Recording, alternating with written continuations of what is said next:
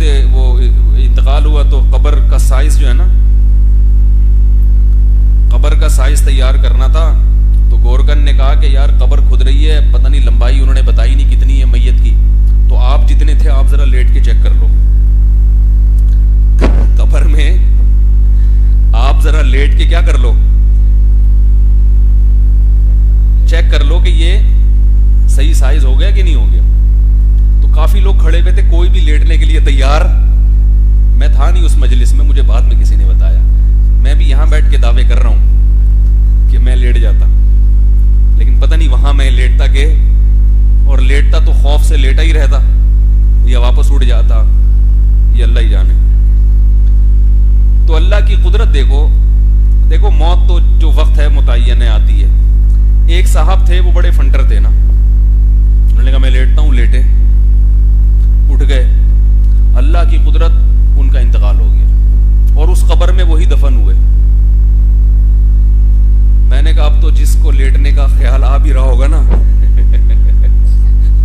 وہ ایک اتفاقی حادثہ تھا کہ ان کو اٹیک ہو گیا، وہ تو کسی بھی وقت ہو سکتا ہے نا.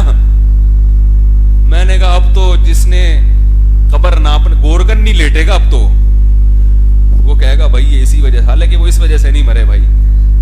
یا ممکن ہے ان کے دل میں خوف بیٹھ گیا ہو قبر کا، اس خوف کی وجہ سے جب لیٹتا ہے انسان تو ایک خوف آتا ہے نا کہ یار میں نے اس میں جانا ہے، تو وہ پہلے ہی چلے گئے. تو اب دیکھو موسیٰ علیہ الصلوۃ والسلام جب لاٹھی سانپ بنی ہے فوراً دوڑے ہیں، کیونکہ سانپ ڈسنے کا، حالانکہ یقین تھا کہ نہیں ڈسے گا، لیکن یہ سب چیزیں نیچرل ہیں.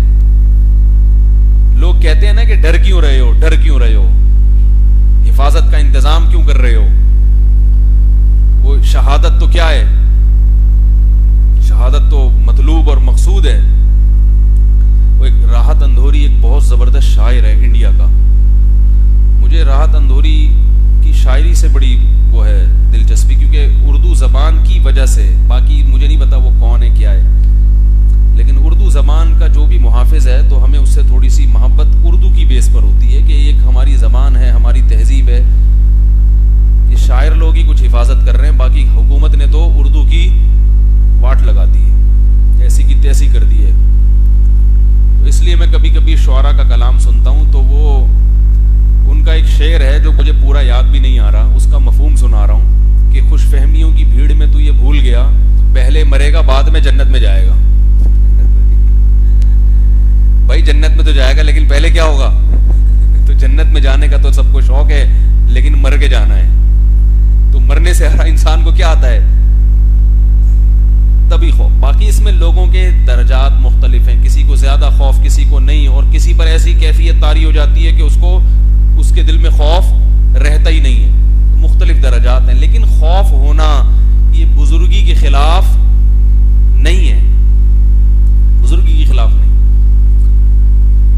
تو میں یہ عرض کر رہا تھا کہ اسلام کے جو، اچھا یاد رکھو سب سے زیادہ فطرت کے قریب جو زندگی ہوتی ہے پیغمبروں کی ہوتی ہے. ہمارے ہاں مسئلہ یہ ہے کہ لوگ جب کسی کو بزرگ سمجھتے ہیں تو اس کو معیار بنا لیتے ہیں کہ مسلمان کو ایسا ہونا چاہیے، حالانکہ ان بزرگ کی کچھ اپنی ذاتی طبعی کچھ چاہتیں ہوتی ہیں جس کی وجہ سے وہ ایسا کر رہے ہوتے ہیں. وہ اسلام نہیں ہوتا. نہیں یاری میرا خیال ہے بعض بزرگ تنہائی پسند ہوتے ہیں، وہ کسی سے ملتے ہی نہیں ہیں پوری زندگی، تو ان کے مریدین یہ سمجھ لیتے ہیں کہ بزرگوں کو بولو نا کیا ہو گیا، ایسا ہونا چاہیے.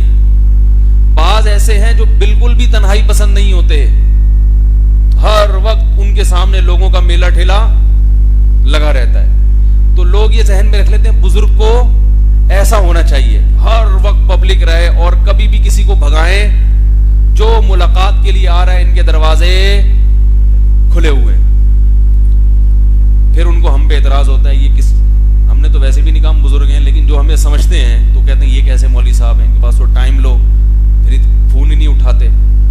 تو اصل بات یہ ہے کہ آپ نے مخصوص قسم کی شخصیتوں کو دیکھا کہ وہ نیک تھے، تو جو صفات ان میں تھیں ان کو اسلام سمجھ لیا آپ نے.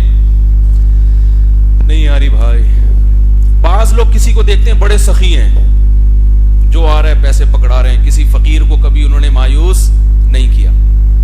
تو لوگ یہ سمجھ لیتے ہیں کہ بزرگ کیسے ہوتے ہیں, جو ان کے مریدین ہیں نا, جو ان سے متاثر ہوئے ہیں, وہ سمجھتے ہیں کہ بزرگ کیسے ہوتے ہیں ایسے. اور بعض جب دیکھتے ہیں کہ وہ فلاں عالم صاحب تو کسی بھیکاری کو لفٹ ہی نہیں کرا رہا ہے بھائی, کسی فقیر کو لفٹ ہی نہیں کرا رہا, مسجد میں کوئی چندہ مانگ رہا ہے تو ڈانٹ کے بھگا رہا ہے, تو وہ سمجھتے ہیں کہ یہ مولانا صاحب بزرگ. یار اللہ کا واسطہ دیکھو, نہیں ہے بولنے میں کیا جا رہا ہے,